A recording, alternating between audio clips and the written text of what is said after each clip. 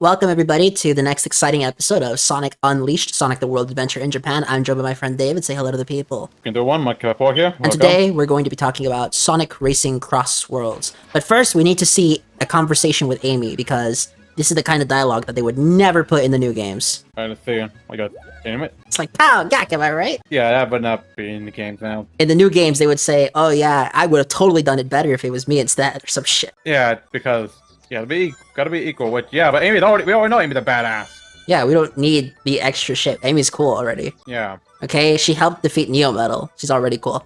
Anyhow, today was the release of the open beta, not the closed network test, this is the open beta of Sonic Racing Cross Worlds for the PlayStation 5 and Steam. Because I believe the Switch had it too? I thought the Switch didn't have it. Yeah. Oh, cool. No, it did. Cool. And as of right now, I gotta say, I didn't play it myself, even though I did pre-order the game, but I did watch famous streamer Premi the Remy play it, and it seemed like it was alright. Apparently the dynamic camera makes the game look faster. I've seen the footage side by side, and technically it does, but not that much faster to the point where it looks like a completely different game. But since David is the one who actually got to play it, we actually have a reverse roles where David played the game and I didn't. So David, please explain your case. Well, first off, I did play a couple of races for the Grand. I first did play a couple of races for the Grand Prix. Then I did a couple online. First off, the online, I would say, did hold well enough. There wasn't any major connection issues, so that's already a good sign. As for the gameplay and racing itself, I'll admit, as Miguel said, the whole dynamic racing thing, or it didn't make it seem too fast. I still kind of felt the pace of it. So it wasn't too fast, but not too slow, so that was a good thing. The controls are easier. Drifting is a lot. Drifting takes a while to get used to, especially with how just one small drift can easily turn you a lot. But it's good. The items, I would just say, well, the items, I guess, is a me thing, because it took some time getting used to the items, I don't know which was which. As someone who played Mario Kart a lot, it's gonna be hard to tell what they do at first. Actually, I want to get your take. How does it compare to Mario Kart World? Okay, so I still don't own the game myself yet. I want to play Mario Kart World when I borrowed the Switch from my cousin for a bit. I'm just gonna let the audience know I love that game. It's so much fun. Based on my first experience with Mario Kart World, I will admit, me and my friends who played it, we honestly did have a good time with it. Like, it was always it was a fun game regardless. And even by some people saying about it, it's still not necessarily a bad game. But as to compare these two, well, that's honestly a tough call for me. I did enjoy Sonic Racing Cross World. The open beta already showed me how much the game is like, and I already am planning on getting this game once it's out. But if I were to compare with the Mario Kart World, I don't know. I guess I have to say Mario Kart World. I guess Mario Kart World feels more on pace, more faster than Sonic Racing Cross World. Like I don't. I can just feel the speed when I'm playing Mario Kart World, but on Sonic Racing, I don't know. It's like a slow build up. It looks kind of slow from all the footage I see. Yeah. Yes, absolutely. So overall, while I do like both games, I think if I had to choose one I would play with friends more, it would probably be Mario Kart, but I don't think we might do both. Yeah. But all in all, Sonic Racing Cross Worlds, open beta has already has done a good impression for me, and I'm looking forward to the full game. Oh, did you see the voice clips between Sonic and Rouge? Oh my god, yeah. So funny. I know how to handle curves. No, tight curves, he said. Sega is a G for that one. I gotta say, the interactions for a lot of these are really good. Yeah. Especially like, say, Omega, where he's always talking about destroying and violence. Yep. That was so funny, though. That was hilarious. Anyhow, in this episode, we're gonna do something cool. Rooftop Run. That's pretty good. This is the level that was voted the best level in the game for the Generations poll, for those of you who don't know. Because did you know that the Generations levels picks were based off a poll? I did not know that, actually. Yeah, it's pretty cool. I get that would pay why we got Crisis Road and Kingdom Valley. Did you say Crisis Road? Crisis City. Okay, yeah. Here we go. This is a classic level. Although, it's funny because in Unleashed, you don't go on the roofs, it's on the ground. I just love the instrumental version of Endless Possibilities, the fast-paced version. Is this Endless Possibilities? I don't think so. I guess not, actually. No problem. So, what's the next topic? Actually, I don't remember. I don't remember if I got your thoughts on the other crossover characters the game is getting. Okay, it's simple. Mika's good, and Ichiban, I don't really care for Yakuza. Joker, I don't care for Persona either. Steve. I mean, I like Minecraft, but trust me, I never use Steve as my skin. Who else coming? Bob? Oh yeah, SpongeBob. Okay, SpongeBob, I liked the idea, but then I found out he's not voiced by Jeff Kenny, so I don't care. They almost had me with that, but no. Yeah, the Ninja Turtles. I don't follow the Ninja Turtles at all. So I'm gonna go with no. Really? Not at all. I don't know anything about Ninja Turtles outside of the fact that they live in a sewer and like pizza. Huh. Okay. And Avatar.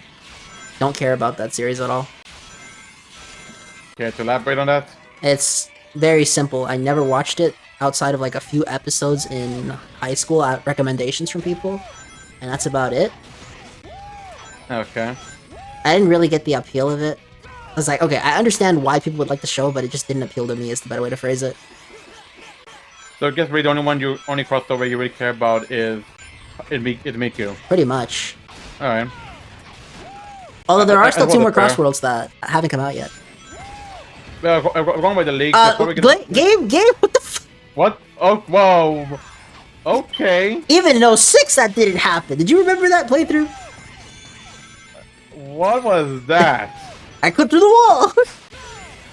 Okay, anyways, after the other two ones we're getting, leaks, I don't know the full leak, but I know one of them, they said we're gonna get characters from Night. Okay, that I will care about. What is that game like? I never played Night, but I heard it a lot. It's apparently the beloved gem. It's a lot of paralooping. You remember the Dark Gaia boss fight? Yeah. It's kind of like that. Huh. Specifically the one in Unleashed. Not I was boosting into him. How did I take a hit? I don't know. Anyways, you were talking about the one in... Unleashed, not Unleashed. Unleashed is just punch out. Yeah, I know what you mean. Yeah. I miss these QTEs, man. These are the best QTEs in the franchise, and I will stand by it. Yeah, but yeah, Voices didn't really have any of these. Colors QTEs Voices- is just mash A. And there were none in Frontiers. No, that's not true. There were some QTEs, but they were all completely optional. Also, I'm not talking about the boss fight one. True. Then there was air tricking, but that's about it. And it was impossible to fail those. Were any in Shadow Generation? Don't think so. Nope, there weren't. Isn't it jarring to see this game and it not look like it's lagging all the time? I guess, yeah. Because if you play this game on 360 and PS3, this game runs at 30 FPS, and even then it still lags. Like, awful, dude. It's terrible. Well, we got the Gaia coin now. Ow, got my eye. Yeah, I got something in it. I still like how we have Chip here as Miku Miku. instead of Chip. Yeah, that is actually pretty nice. What are you doing? Okay, they modeled it, baby! What? No, if you really paid attention, I was just checking. Yes, they did model Amy's underwear. Oh, so they're going upgrade. Got it. Yeah. Okay, so I'm surprised you didn't catch on. I had a feeling, but I chose them to say in case I was wrong. Fair enough. Okay, so those crossovers we got. What do you think about the fact that they're not going to bring in Devin Mack for the Prime bundle? Who? The guy who voices Sonic in Prime. Oh. I guess that's... Oh, yeah, okay. I guess that's... I'm kind of mad about it. Like, yeah, I would like to have like a voice actor for Prime voicing Prime Sonic, but I don't know. I know that's not too big of a deal. And we still don't have Elise on a hoverboard. Criminal. Criminal behavior, guys. Actually, criminal behavior. I doubt it could be something if we get that. Although, what is the boss called? The eggfish? The egg... I don't remember, dude. It's like a land shark. Let's see. No idea. The point is, this is just another runner boss, though. So, the thing about the day stage bosses, none of them are unique. They're all just runner bosses. You go in a circular arena and run into the thing. Yeah, runner bosses before Sonic Colors. These are the original runner bosses. Exactly. People always can say that final bosses are just like the final boss of Sonic Colors. To be fair, however, Sonic Colors is a bit different. Sonic Colors runner boss, the Nega Wisp, isn't even remotely as fast as this. Like, this is fast. The Colors one is very slow. So it became meme-worthy, per se. Well, why are we just already on the edge?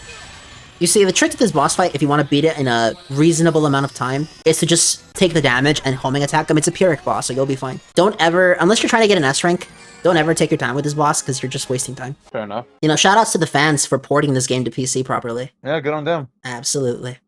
And now we're about to restore another part of the world. That somehow still... Yeah, I'm sorry. I can't go with the fact that people are alive when the world is split apart. It's funny too, because if you talk to the locals, no one talks about it until outside the beginning of the game. They're all just chill that the planet's broken apart. It's like, oh well, we've done through worse.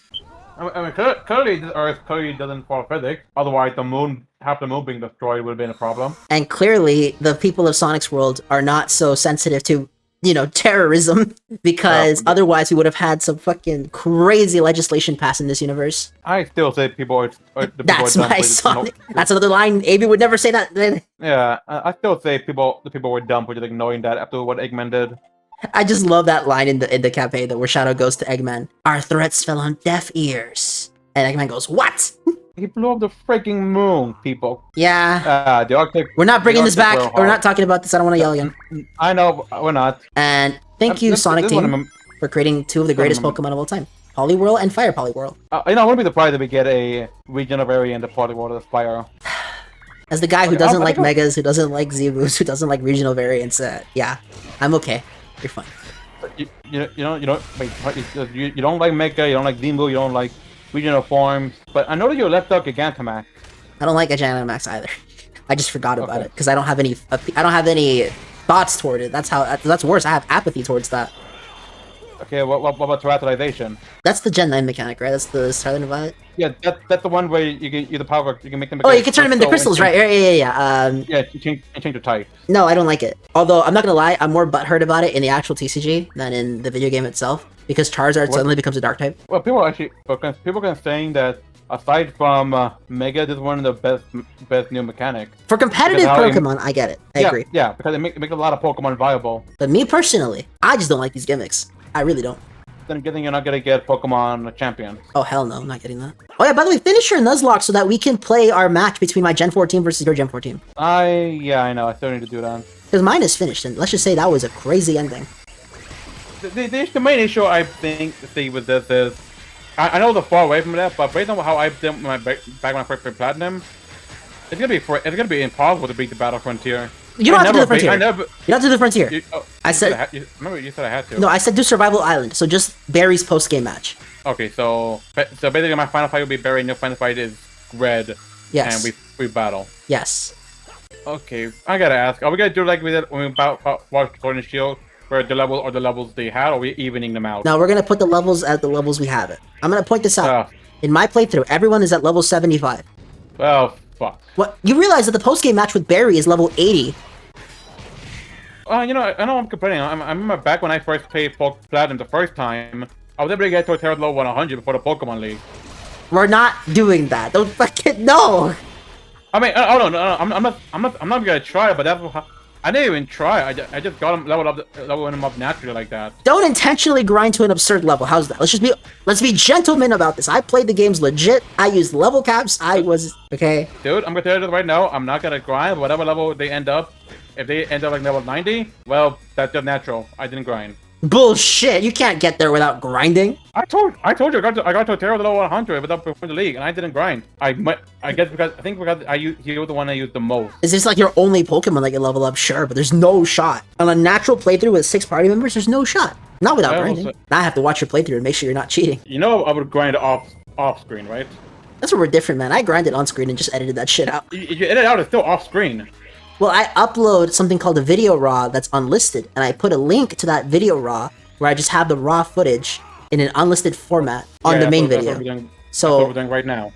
Yeah, but I link to that raw footage. I don't know why, but okay. So that people can watch it in case they don't believe me, in case they think I'm lying. Because unlike the other players, Nuzlockers, we don't stream it. We just play the story normally. That's true. Okay, so but I gotta ask this.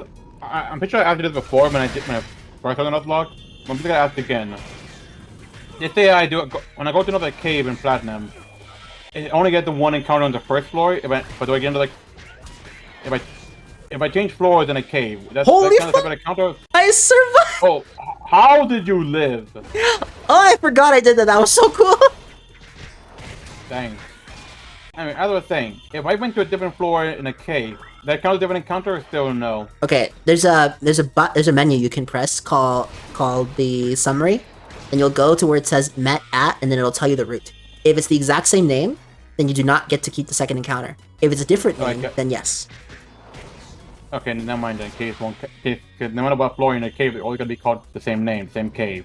Yeah, so one trick you can do is buy repels and then intentionally wait until you can get certain encounters in that cave and let your repel go in there. Okay, that makes sense. Because think about Nuzlocke, it forced you to get strategic. You're not gonna get that in the middle. I get them off screen. I mean, I get that, but it was right there. It doesn't matter. I mean, I would just get it. You realize something else? The PC version doesn't require you to get the medals, right? That's a console thing. Okay, well, that'll do with anything. I don't need to get the medals. But they're there. So? So why not? Because I don't need to. But they're right there. So? So why not? This is circular reasoning. Move on. What else are we talking about? I'm just saying, for a collectathon like me, I would just get it. Fair enough. What else? Have you seen Peacemaker Season 2? No, but I think what happened in the beginning. How they changed the ending of Season 1. Oh, I thought you were going to say the other thing. Okay. What other thing? There's an orgy in that. What? There's an orgy. Okay, I don't recall that. Yeah, bro. Our boy Peacemaker does cocaine. That I know. Yeah. But remember, no, it's the direct sequel to Superman. I'm talking about when... yeah, when the Justice Gang show up. Yeah, Penny stole Superman, and Superman I get, but I didn't expect Supergirl to be there. Can we just talk about Hawk Girl's outfit? There's something wrong with that outfit. It looks weird. It's I'm getting used to for me. It's the mask. The mask makes her look bad. That's what I think it is. I mean, I don't know, the mask is kind of a portent for her. No, I get it, but I think the mask could have been done better. And also, to collect that one, we actually had to make effort to get. We don't get the one that was just there. Yes.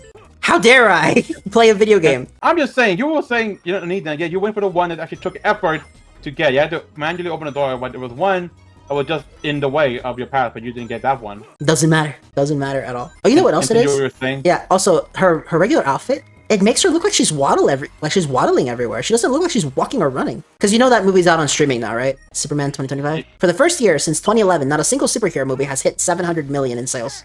Not in sales, in revenue. Wait, not a single one? Nope. Thunderbolts didn't do it. Fantastic Four didn't do it. Captain America, Brave New World didn't do it. And Superman 2025 did not do it. As a matter of fact, Superman 2025 still loses to the Man of Steel, making 600 million instead of 600 and something million. Well, how much would Man of Steel made if it was in today's inflation? $900 million. Holy fuck. You know, one thing I found really funny when I was watching Peacemaker Season 2, and I'm probably not going to keep watching it because I don't actually like the show. I just wanted to see what it was, because he said, oh, this next sequel to Superman's coming out, was that the biggest complaint that people had with Snyder was that it was too dark and that people were afraid to bring their kids to it because it was too violent and not appropriate for children. Okay, fine, I get it. We have Bruce Wayne sleeping with random women. He wakes up with a freaking bottle next to his bedside. We have him shooting people, stabbing people. Superman snaps Zod's neck. Wonder Woman used to want to save the world, but now she doesn't. Okay, I get that. So James Gunn comes in and says he wants to make a more lighthearted story, lighthearted Superman, something you can bring your family to. Okay, cool, I get that. But he still has Superman saying super shit, Lois Lane doing the same thing. We have Mr. Terrific going, oh goddamn, Mr. Terrific. We have Guy Gardner flipping off the Baravian military. So already, this shit is not child-friendly at all. But, you know, let's ignore that for a second. But let's pretend...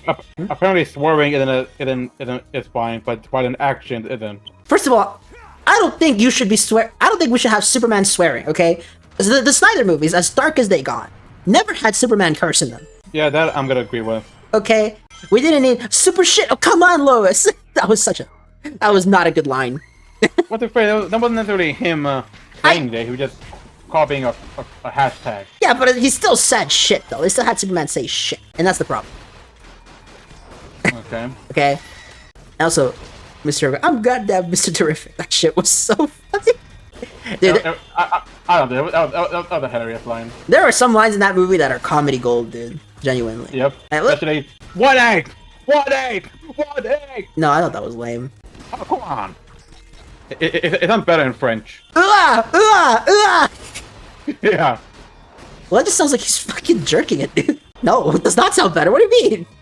Yes, it does. I don't stand by that. So after the rewatch, now that it's on streaming, no. That plan made no fucking sense. Lex Luthor's plan in that movie makes less sense than Jesse Eisenberg's plan. Okay, how? Okay, The item break made no sense. You know what, David? Let's have this conversation because it's gonna be fun here, and we'll even continue it into the next episode because we only have 2 minutes left of this one. Okay. In the next episode, gentlemen, David is going to give his arguments on Superman 2025's Lex Luthor's plan and why it makes more sense. And at the same time, I'm going to give the Batman vs. Superman Dawn of Justice's, the Ultimate Edition version, not the regular edition, Lex Luthor Jr.'s plan, and how it makes more sense than Superman 2025's Lex Luthor's plan. Oh, but we're doing this. This will be fun, I think. I'll try to keep my temperament in control. Okay, and during this little debate, we are going to allow interruptions to catch a choke point. Of course, we will have moments where we have each other give our opening statements. Those will be completely undisturbed. So it's going to be a very civil debate. Do you understand how this is going? I understand whether it will be civil or not. That depends. We're going to make a gentleman's agreement not to yell. If you yell, you lose the argument. Yeah, see, here's the thing. This is me we're talking about. Did you win your debate in high school, by the way? I honestly don't remember. Yeah. I justified the atom bomb for my debate. And I dominated that debate. I believe my side, we were defending cloning. Okay, that's cool.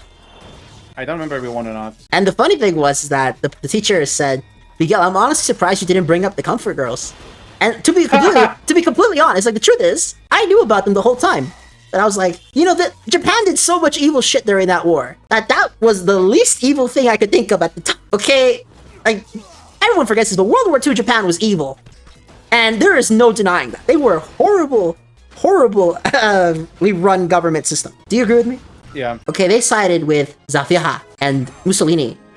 And damn, just evil. That's what they sided with. They sided with evil. Evil. So like the idea of taking people as intimate slaves didn't really cross my mind at the time. But that's the end of this episode. Everybody have a wonderful day.